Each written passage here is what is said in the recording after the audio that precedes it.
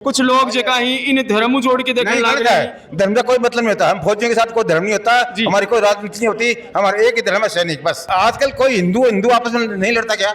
वो को नहीं मार देता क्या? मुस्लिम नहीं लड़ता क्या? उस को नहीं मारता, तो उस टाइम क्यों नहीं बोलते बातें? उदयपुर में एक टेलर की हत्या हुई थी जिसके दोनों बच्चों को नौकरी दी गई थी और उसको करोड़ रुपए मुआवजा दिया गया था। यह तो एक सैनिक है। आज की बेटी कल की लीडर है, इसलिए जरूरी है एक ऐसा माहौल जहाँ वो बेझिझक सीखे, खुलकर आगे बढ़े और अपने सपनों को पहचान सके। Dunlod girls school, a campus design only for girls. Education, confidence और सेफ्टी का perfect balance. Dunlod girls school, because empowered girls build a strong future.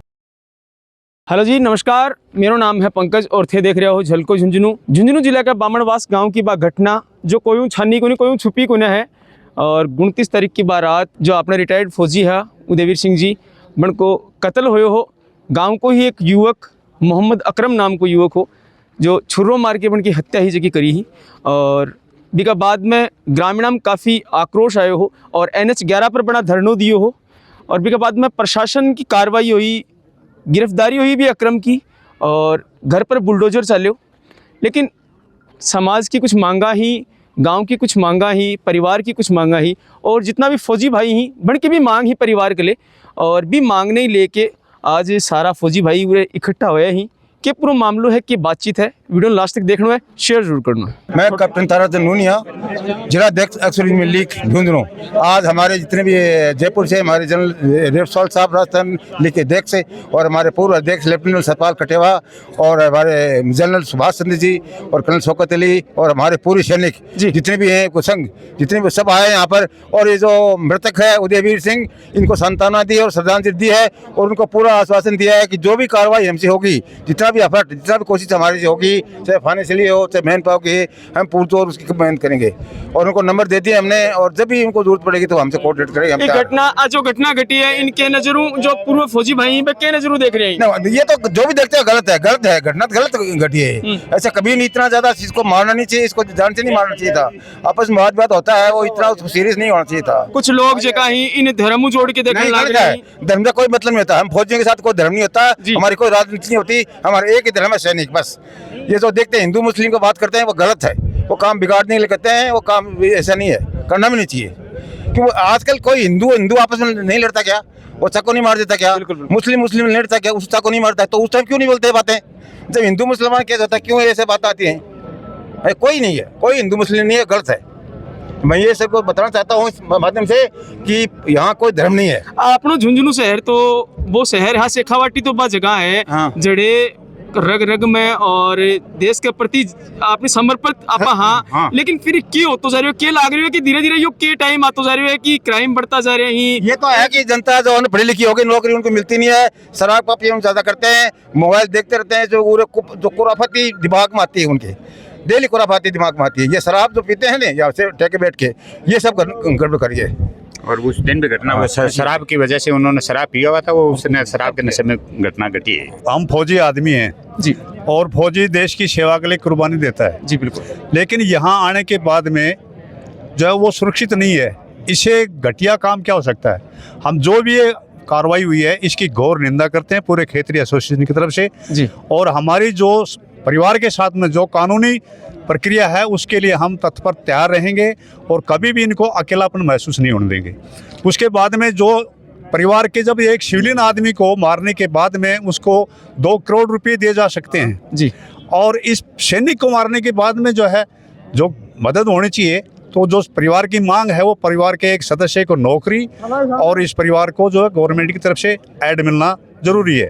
साथ ही हम जो है आपके माध्यम से जी ये मांग करते हैं कि आए दिन फौजियों के साथ ऐसा हो रहा है, हमें एक ऐसा एक्ट लागू किया जाए जिससे कि फौजी को सिविलियन होने के बाद में, सिविल आने के बाद में उसकी सुरक्षा की जाए। तो ऐसा हम एक एक्ट की मांग भी करते हैं। तो आपके माध्यम से हम सरकार के पास में, सेंट्रल सरकार के पास में और राजस्थान सरकार के पास में भी पहुंचाने की जो है कोशिश करेंगे कि आप जो हमारी इस बात को सरकार तक पहुंचाएं। अभी उरे बैठे अभी टाइम एक चीज और बात चल रही कि भाई यह घटना घट चुकी बिका बाद में जब उदयवीर सिंह जी हॉस्पिटल ले जाए जा रहे हो तो जहाँ चिड़ावा लेगा तो चिड़ावा बिना ट्रीटमेंट दिए झुंझुनू रेफर कर दियो, झुंझुनू सीधा जयपुर रेफर कर दियो। जब पता हो डॉक्टर ने कि क्रिटिकल हालत है, हालत गंभीर है, यो आदमी जयपुर तक क्यों नहीं पहुंच सके बिना फर्स्ट एड के, तो फिर क्यों भी नहीं भेज दिए गए? इतनी लापरवाही है जी क्यों बरते जा रही है? ये जो हॉस्पिटल है ये सिर्फ पैसे कमाने के लिए है क्या? ये अगर सरकार इस बीच पर संज्ञान लेती है तो इस हॉस्पिटल का बिल्कुल लाइसेंस रद्द किया जाए। उन्होंने एक घिनौनी हरकत की है कि फौजी आदमी है या सिविलियन आदमी है जो जान बचाने के लिए होती है हॉस्पिटल, तो जी क्या रेफर करने के लिए होती है? उसको फर्स्ट एड देना चाहिए। अब 4 घंटे जो है जयपुर के लगेंगे, 5 घंटे जयपुर लगेंगे, यहाँ पर किसी डॉक्टर को नहीं अवेल कर सकते थे क्या? ऑन कॉल डॉक्टर को बुलाया जा सकता था भाई। उसका आखिरी समय तो था ही, ये तो महसूस हो गया था कि भाई अभी बचना नहीं है जी। लेकिन 6 घंटे के सफर पर छोड़ दिया। इनकी क्या जिम्मेदारी बनती थी? तो जो डॉक्टर है, जो सीमा है, उसका इंचार्ज है, उसको जो है इस बात के ऊपर संज्ञान लेना चाहिए। और सरकार से भी हमारा निवेदन है कि इस प्रकार की हरकत करने वाले डॉक्टरों को कड़ी से कड़ी सजा दी जाए। भगवान के बाद में जो है हम डॉक्टर को मानते जी, हैं बिल्कुल। और डॉक्टर ही जो है उसके ऊपर काम नहीं करेगा तो फिर क्या बात होगी देश के लिए, जनता के लिए क्या होगा, कैसे जिएंगे लोग?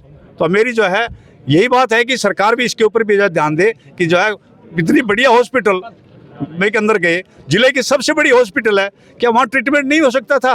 अगर नहीं हो सकता था तो गाड़ी के साथ में बैठ करके उसको ब्लड दे सकते थे, ऑक्सीजन दे सकते थे, एक डॉक्टर को भेज सकते थे। तो ये डॉक्टर की जिम्मेदारी नहीं है क्या?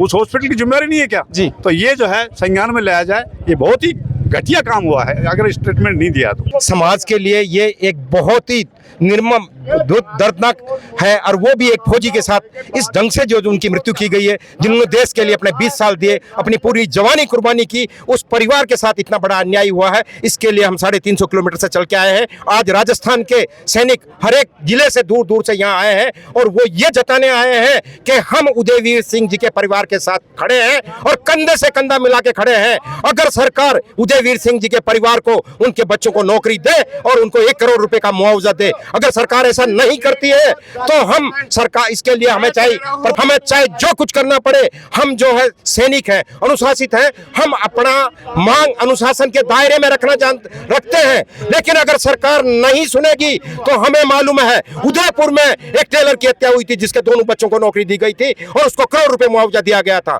यह तो एक सैनिक है, यह एक देश का रक्षक था उदयवीर सिंह, जिसकी कोई गलती नहीं, और उसको इस ढंग से मारा गया। इससे बड़ा और अन्याय क्रिमिनल एक्टिविटीज क्या हो सकती है? इसलिए हम सरकार को चेताना चाहते हैं कि उदयवीर सिंह के परिवार को नौकरी दे और उनके वारिस को, उनके बच्चों को, उनकी बेटियों को नौकरी दे, उनको 1 करोड़ रुपए का मुआवजा दिया जाए और उनके केस में अपराधी को फांसी की सजा दी जाए। जल्दी से जल्दी संगीन धाराओं में चार्जशीट दाखिल करके फास्ट ट्रैक के थ्रू इस केस का जल्दी से जल्दी निपटारा किया जाए। यही हम कहना चाहते हैं उदयवीर सिंह जी की धर्मपत्नी वीरांगना बहन को और उनकी दोनों बेटियों और बच्चे को मैं आश्वस्त करना चाहता हूं कि वो अकेले नहीं है। राजस्थान के ये सारे सैनिक जो यहाँ आए हुए हैं और आज अगर वो नहीं भी आए हुए हैं तो उनके साथ खड़े हैं। ये मां भारती के लाल उनको अकेला नहीं छोड़ेंगे। जय हिंद, जय भारत। एक चीज बताओ कि आप देखा कि बहुत जगह बाढ़ आ जाए, भूकंप आ जाए और बड़े क्या मार ट्रेजिडी हो जाए, बहुत से लोग मर जाए, एक्सीडेंट में मर जाए, सरकार बनने भी मुआवजा दे, तो एक फौजी को मर्डर हो जाना और जो नेता लोग अभी पर के एक्शन ले रहे हैं कि कार्रवाई आगे के लागे कि मुआवजा कितों के परिवार ने मिल सके, क्या मदद मिल सके? साहब, हम तो सरकार से कह रहे हैं कि भाई 2 करोड़ दिया जाए, लेकिन इन्होंने एप्लीकेशन में 1 करोड़ का लिखा था, तो 1 करोड़ का मुआवजा तो सरकार दे। और सरकार नियम क्यों नहीं बना देती है?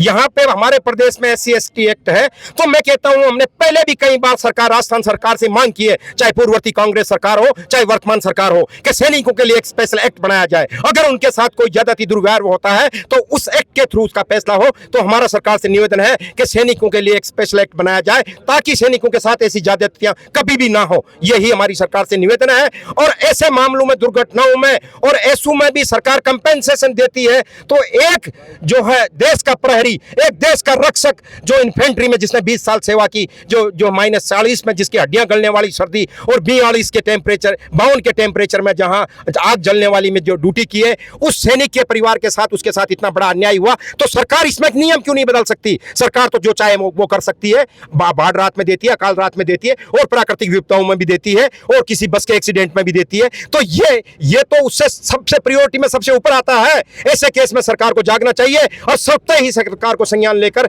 इस मामले को जो है सबसे पहले प्रायोरिटी में लेके इसका निस्तारण करना चाहिए। यही हमारी सरकार से मांग है। और सरकार नहीं सुनेगी तो राजस्थान का सैनिक चुप नहीं रहेगा। ये बात आज मैं बताना चाहता हूं। बिल्कुल केला कह देगा, बॉर्डर के ऊपर जैसे फौजी ड्यूटी पर होए टाइम अगर कोई गोली लाग जाए तो बहुत से किस्म आप देखा है कि जल्दी ट्रीटमेंट देके बढ़ने बचा लियो जा है। ये घटना इम के लगे उदयवीर सिंह जली घटना में कि अगर सही टाइम पर ट्रीटमेंट मिल जाए तो क्या लगे कि जान बच सके? ये बिल्कुल साफ बात है साहब। चिड़ावा भी डेवलप्ड शहर है और झुंझुनू तो जिला है, गवर्नमेंट मेडिकल कॉलेज है। शायद हॉस्पिटल वाले इस मामले को संगीनता से लेते और वो अपनी डॉक्टर की ड्यूटियां निश्चित ढंग से निभाते तो वो उसको फर्स्ट एड और वो उपचार दिया जा सकता था जो जयपुर भेजने से पहले, तो शायद उदयवीर सिंह जी की जान बच जाती। इसमें मेडिकल फील्ड में भी कहीं न कहीं जो है लकुना रहा है, उनकी ड्यूटी में कहीं न कहीं कोई कमी रही है। हाथों हाथ अगर सबको पता है कि झुंझुनू से जयपुर जाने में 4 घंटे लगने हैं, तो 4 घंटे में इतना ब्लड बह जाएगा तो कोई सर्वाइव नहीं कर पाएगा, तो उससे मेडिकल एड देनी चाहिए थी।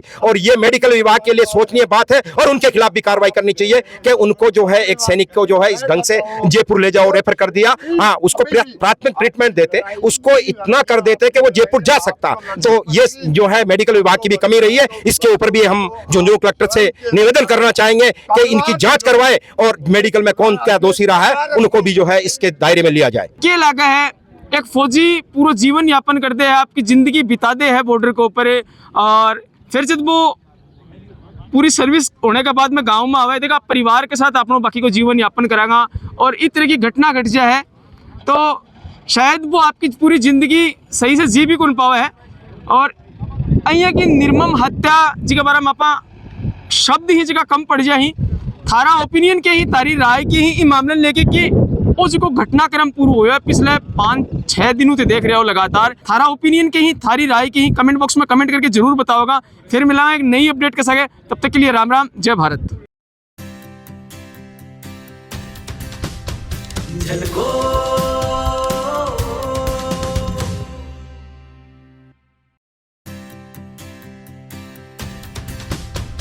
झलको